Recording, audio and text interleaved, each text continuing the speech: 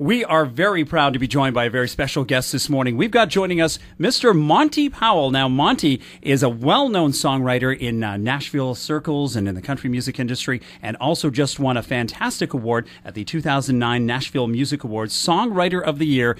Good morning, Monty. Thanks for taking some time out of your day to join us. Good morning. I'm glad to chat with you guys. So, Sweet Thing winning for Songwriter of the Year. Were you blown away when they made that announcement? Absolutely stunned. It caught me completely by surprise, which is not generally, one of the things that happens in the industry. You generally get some sense of maybe, what's going to go down and allow yourself to get pre-nervous. I promise I didn't see it coming. And we also read here, too, that you were presented with a custom-designed acoustic guitar from Gibson Guitars. So how sweet is that guitar? It's amazing. In fact, it's out of the case, sitting right here in front of me. I've been kind of playing it this morning, and it sounds wonderful, and I can't wait to take it to some gigs. So it's not going to be sitting up on a mantelpiece somewhere?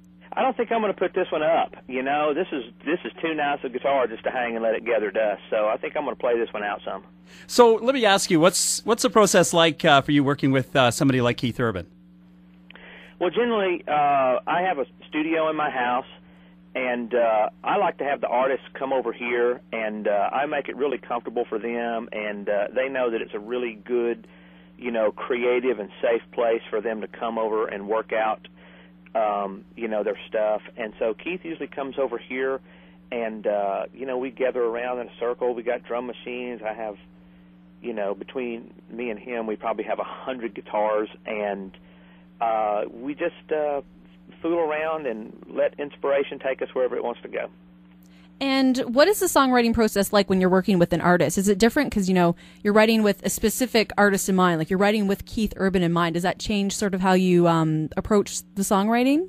It completely changes it for me. I mean, when I'm working with an artist, and that's almost all that I exclusively do anymore, I really see myself almost as being in a service industry. I mean, my job is to help that artist get their vision out in their songs in the most effective way that they can. So it's really not about my artistry or about what I want to say today. It's about what the artist is trying to communicate. And, I try to really involve myself in their process and learn where they're at emotionally and everything in terms of what they're trying to say on their next album, and then dive in and really try to be an effective, person alongside them. Well, you've certainly made some magic with Keith Urban, that's for sure. Congratulations. Yeah, we've been doing it a long, long time. Now, let me ask you about one of my, probably one of my favorite Keith Urban songs that wasn't released as a single, though, was To Campagna. Oh, wow, thanks. You're welcome. And that, when I saw Keith perform that a couple of years ago on the CMAs, I remember remarking to my co-host at the time, like, why was that not released as a single? This would go to #1. You got me. I write them, I hand them out to the powers that be, and I'm thrilled when they go. I thought that was a great, fun tune, and I thought it was just quirky and interesting and different enough to maybe, really break through, and the CMA performance was really, really spectacular. Well, obviously, Keith Urban loved the song enough to want to perform it at an awards show. Yeah, it was just kind of one of those things, he's always looking to kind of stretch the boundaries a little bit, and do something a little bit different. So for him to pull an album track, and kind of a deep album track, off and actually do it on a big telecast award show, I thought was really gutsy, and I was really glad to be a part of it. Well, and that's why I thought when I had seen that live performance of the song, wow, what a great kind of fun summer song. I'm sure he enjoys performing it when he's in concert as well. Yeah, for sure. Kenny Chesney thought the same thing, because Kenny sings on the back of that. And he was like, man, this is a hit, And Keith is like, I don't know. I think maybe it's too crazy. And Kenny, for a minute there, was like, man, if you don't put it out, I will.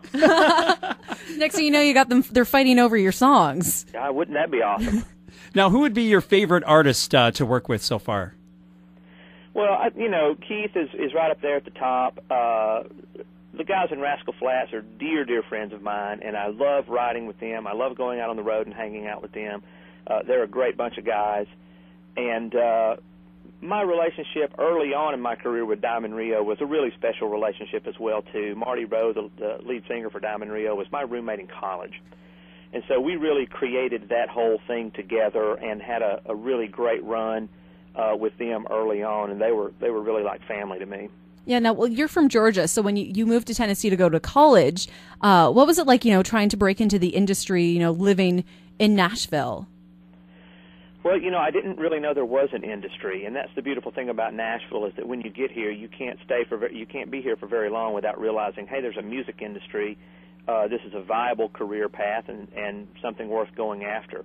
And so, I did my time doing jingles and some advertising music and stuff like that, and along the way was writing some songs on the side, and I just did the same process that everyone else does. It's like you circle the pack long enough, and one day you look up and you say, hey, I'm on the inside, not on the outside anymore. Well, Norma Jean Riley is still one of my favorite songs as well. Well, thanks. That's a fun tune. It still gets a great reaction when I play it live. You just keep sucking up, don't you, Dave? Well, I'm just saying. Keep naming off all your big hits here, trying to get in good with you. Well, you know what? I can appreciate the work that has gone into it for sure, and you've got quite the incredible body of work. Do you kind of look back on it at any point and go, "Did I do that?" Yeah, that's the place that I'm at right now, and really this Songwriter Award and Song of the Year Award was kind of the capstone to that sensation of, everybody wants a hit, or everyone says that they want a hit. What everyone really means is I want a career. And it's pretty amazing to now look back over something that's fixing to cross in the next month and a half into its fourth decade. And, nearly 30 years of doing this professionally at some level, and realizing that I've been able to maintain a really high level and stay, relevant all the way to a new millennium. So that's been the really cool part. And you've worked with some of the top names in country music, Keith Urban, as we've mentioned, Tim McGraw, Leanne Womack, Diamond Rio. Are there any artists out there that you haven't worked with that are your dream artist to work with?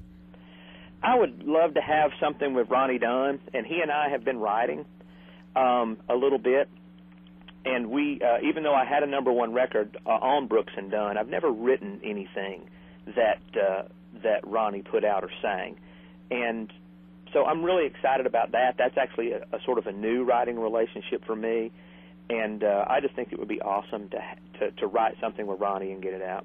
Well, thank you so much, Monty, for taking some time out of your day to join us this morning. Songwriter of the Year for Sweet Things, Song of the Year for Sweet Thing as well. Congratulations again. Thank you so much. Keep on playing the good tunes, man. Have a great day. All right.